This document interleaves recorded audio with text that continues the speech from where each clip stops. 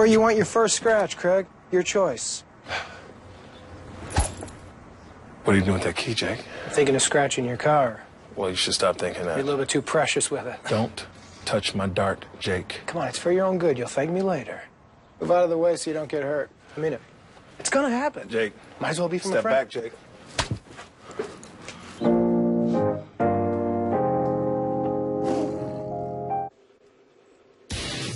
Under caution for the first time this afternoon. Trouble for Travis Quapple. His 05 truck loses power. One thing interesting, this is our leader, Ryan Blaney. He's already saving fuel. We've watched him during the commercial break get that truck running a little bit and then shut it off. There he goes there, Phil, and you're right. They started saving fuel when they cranked them earlier. It just opens up your options. The further you can go on gas, maybe you stretch it to a different window. So these teams, that's just protocol for all the teams nowadays. As soon as you start the engine, you think about saving some gas. And we saw Nelson Piquet win this race from a fuel conservation effort. You know, this is so sad. Travis Quapple had a truck he could have won this darn race with, and running right there in the third position, felt something go wrong with that engine, and he dove to the bottom. They're pretty fortunate there was enough room in front of Bubba Wallace to get down to the inside, but the veteran that Travis is, he was able to do that. Also, we see Austin Dillon in the 20, our most recent winner. He won at Pocono. We saw him go down pit road with the hood up. Ray Dunlap, what's going on with that 20 team? Well, he'll be back to pit road here, Steve. They are down a cylinder, and they believe that it's not a terminal engine problem, that it may be a bad spark plug. So they will come down here, they'll pull the hood back up, and they'll shut that engine off, and they will try to diagnose and change the plug and see if they can get him back to running on 8 cylinders. Hermie? Well, Travis, you're managing a smile because you had a fast truck, but what went wrong with the engine, and did it give you any warning? No warning. It definitely broke, unfortunately, and it's looks pretty major under there. There's holes in the oil pan, so that's not a good sign. But just really thankful for the opportunity. Mike Beam and the Zaxby's team gave me a marvelous truck. It was incredibly fast. The drafting was definitely going to play a big factor, but had a couple good runs out there. Was already, having a lot of fun, and the truck was just handling super wide open easily, and was looking forward to kind of what strategy we could work out to get some track position and stay up front there. But it was fun to drive a fast race car again, and really thankful for the opportunity. That's Travis Quapple behind the wall. Won here in 2004 and 2007, but he exits this race early today. We'll be right back to Michigan.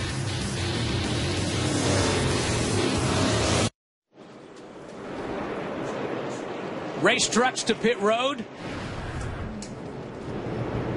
Lap 12 of 100 here. The careers for veterans, 200. A little bit of strategy here. These guys, I think, may try to make it on one more stop here. Try to save a little fuel. There's the 2 Brad Keselowski trucks first off pit road. Bubba Wallace, Timothy Peters, a couple of the fast trucks that have stayed out during this caution set. It's funny, Phil, we saw Blaney saving gas, then he came in and got some. But the more you save, the less you got to get. So that means less time on pit road, and that's how competitive the truck series is. You can't. And watch his hand there. He's already going to in a fuel conservation mode here. Again, we talk about the fuel window being somewhere between 40 and 42 laps. Caution laps make that better. Right now, we've completed 12 laps. That means if we broke it in the race in half, it would be 44 laps each. That's pretty darn close.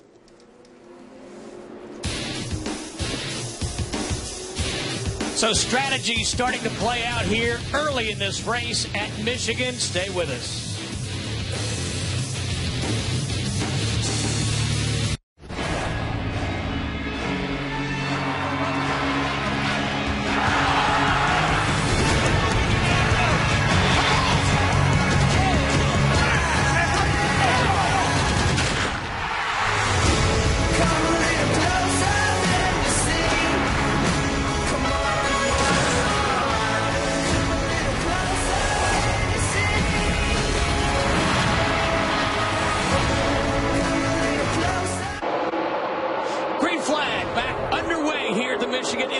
Speedway, 7 laps of caution, working lap 14. Remember, the 2 trucks up front have not been to pit road yet. The 2 Brad Keselowski trucks in the second row have been.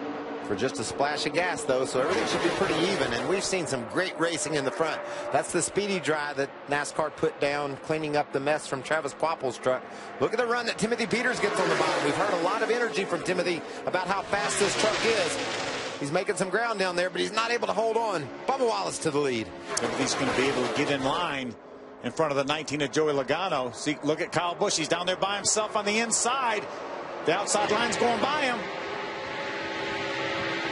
What do you guys think about the strategy of Darrell Wallace and Timothy Peters staying out? Look at Timothy. He's so strong down on the bottom. Can he finish the move? No. But he's got a great truck to be able to get that far up on another truck just by diving down low into the corner. That's impressive. He squeezes into a hole that I didn't know was there, Phil. Yeah, he did. And I think right now those two trucks up front were saying, okay, we know we're going to make 2 pit stops. Why stop now?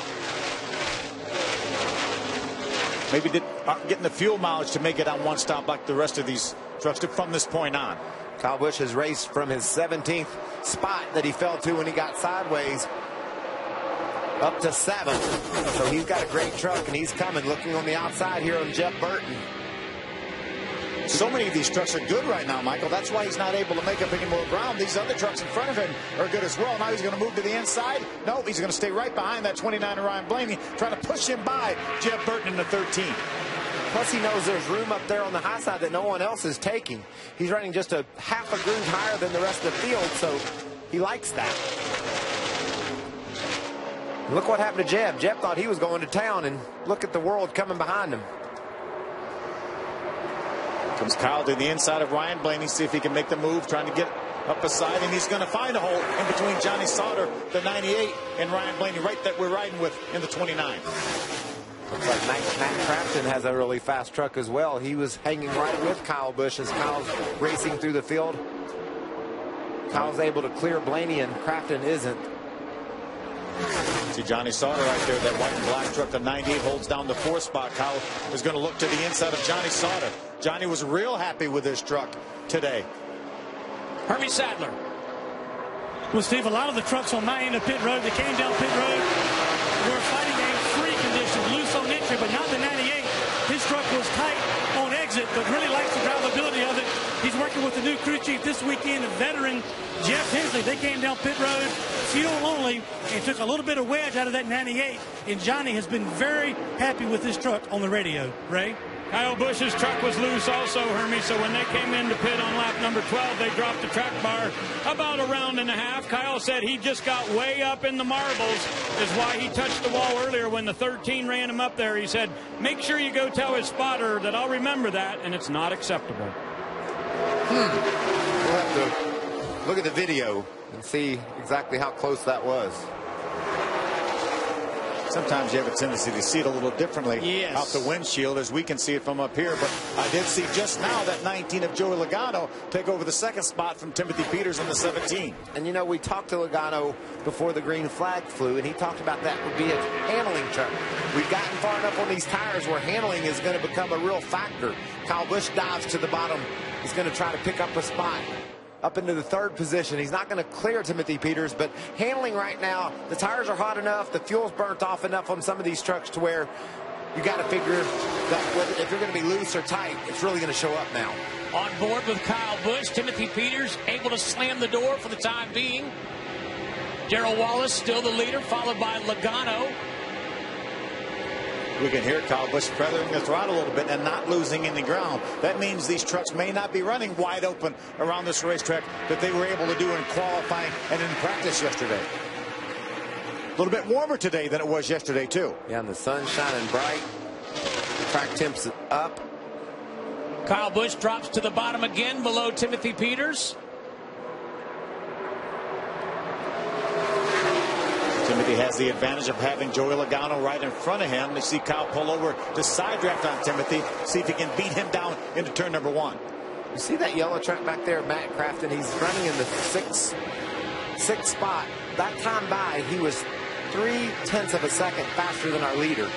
The draft is big. You need it to run a fast time, but handling, I think, will ultimately be what wins you this race. And it looks like Matt Crafton's truck is handling well right now. He's able to make the pass on Ryan Blaney. You could hear Ryan Blaney come out of the throttle as he got down to turn 3.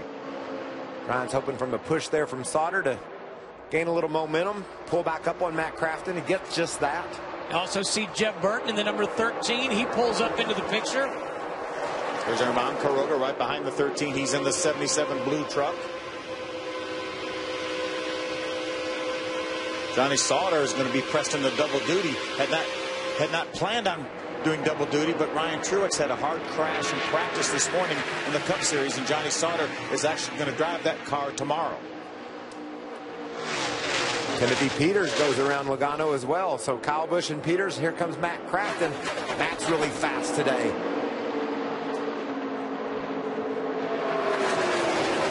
Remember, Matt's one of the trucks guys that did not make the final round of qualifying. Qualified back outside of the top 12. He started this race from the 14th spot. But Timothy Peters had a little bit of a run on Kyle Busch down in the middle of turns 1 and 2. Tried to make the move, pulled up in behind Busch. Ray, what's going on with Matt Crafton? Well, keep in mind, Steve, he's making his 13th Camping World Truck Series start here, so he has the most experience in a truck of anybody. But he said he's about a 2 tight right now, and he said, I'm really hoping the sun will start beating on this racetrack and get it a little bit hotter and a little bit slicker. He said, I think our truck will come to us later in the run. Aggressive move by Ryan Blaney down to the bottom, right on the yellow line. Ryan Blaney came up a couple trucks running side by side. They punched such a big hole in the air. It just opened up that bottom for him. Man, I don't see how they fit those trucks in those holes. And Jeb didn't see how he did it either. So Jeb just took a left and said, man, you can't pull in front of me like that. I'm going to pass you. That's what I love about this Michigan International Speedway. You see them right down there on the white line. They'll eventually venture up into that gray area. There are just so many grooves here, so much room to race. You see an illustration of it right there, 3 wide. That's what this racetrack was built for such a long time ago. 1969 was the first Cup race here at Michigan. Look at this pack of 8, 9 trucks trying to sort it out. Meanwhile, the lead trio have broken away from this group. How about Ron Hornaday? Going to make his presence known on the bottom of the racetrack in that black number 30. He's going to be able to get in front of Ryan Blaney. Passed 2 trucks that corner. It's got to be fun for these guys, being able to make moves and drive around each other. Hornaday dives to the bottom again. He's not done. He's going after Johnny Sauter. 26 laps complete here out of 100. Darrell Wallace Jr. has led twice for 16 laps. He continues on the point. Kyle Busch hunting him down. Every night when I fall asleep, I dream of flying. I dream of being an athlete. Being a king. I dream of being a knight in shining armor. Being fearless. A good guy. A hero. Being bad. Really bad. I dream of being 10. I dream of mayhem, chaos, light, thunder. I dream of donuts. That's my dream. That's my dream. Mine too. I dream of being a race car driver. Tomorrow, Fox NFL Sunday returns with a preseason special as Jamal Charles and the Chiefs take on Cam Newton and the Panthers. The action starts at 8 p.m. Eastern, only on Fox and streaming live on Fox Sports Go. Will Luke Kuechly be there? Luke, number 59, you bet he will. There's your leaders, teammates. Darrell Wallace Jr., his boss, Kyle Busch. Top 5, in fact, all in Toyotas. Timothy Peters has been really strong in this race. He right now runs in the 3rd spot. Just a little bit behind these guys. We're riding along right now in that Toyota for Kyle Busch. There's Timothy Peters, that white and red truck, just hanging in here with these guys. Actually ran a faster lap that last lap than our 2 leaders did. And our fastest truck was Ron Hornaday all the way back in the 6th spot. So we're taking advantage of the air that the trucks ahead of them are busting and running some good laps. There's Hornaday right down on the bottom of the track. Jeff Burton running in the 5th position in that number 13 truck. We listened into some radio communication between he and his spotter. Too wide. Trying to wreck under you. You're clear now. You clear yourself like that, you wreck, it's on you. Didn't clear myself, Lord. I stayed in my lane. Just went up. Yeah, just be careful.